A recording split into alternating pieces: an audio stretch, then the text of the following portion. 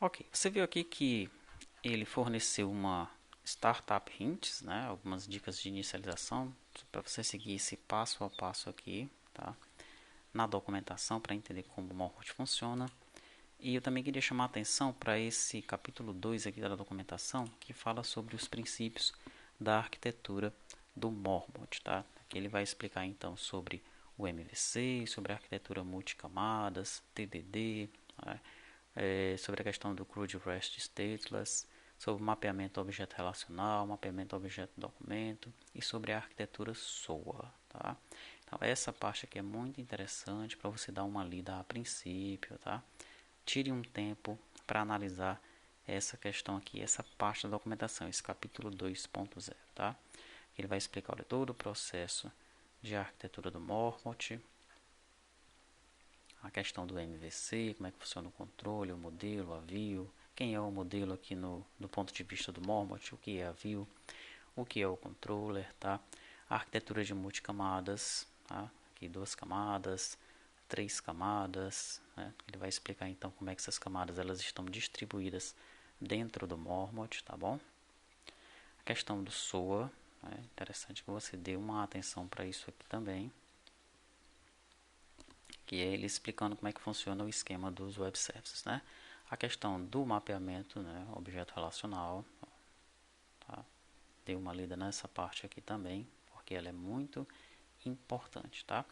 É aquilo que eu mencionei. Você não precisa ler toda a documentação, mas essa parte aqui que ele mencionou, né, nesse passo a passo inicial, e esse capítulo 2, eles são imprescindíveis para você dar uma lida, tá? Aqui ele traz os prós e contras da forma de trabalhar com o Delphi, né? Por exemplo, você usa os componentes visuais vinculados ao banco e tabelas, tá? Então, quais são os prós? Quais são os contras, né? Você mapeia a tabela em classes do Delphi. Quais são os prós? Quais são os contras?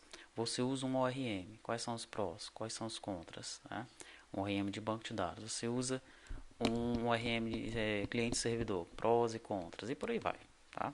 Então dá uma lida nisso daí para você entender, você que ainda está achando que era melhor utilizar o DBEdit, DBGrid, tudo isso vinculado a uma tablezinha que está no Data Model, já conectado com o banco, com uma aplicação cliente-servidor, será que é por aí, né?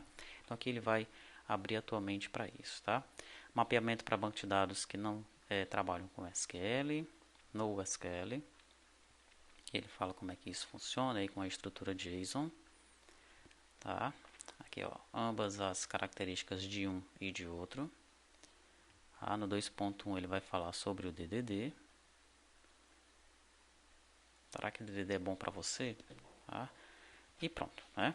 Aí aqui no 3 ele vai falar sobre as classes do Mormont e tal, conheça o Mormont e por aí vai, né? As principais units dele, vai explicar como é que funciona cada uma dessas units, né? É interessante que você procure nessa documentação também os tipos que o Mormont utiliza, tá bom?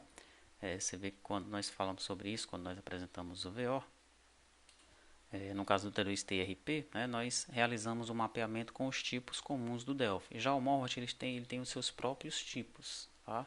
Então é legal que você dê uma analisada quais são esses tipos que o Mormont ele utiliza, né, para você não se perder. É bem simples, nessa parte da documentação você vai entender que tipos são esses aí, tá?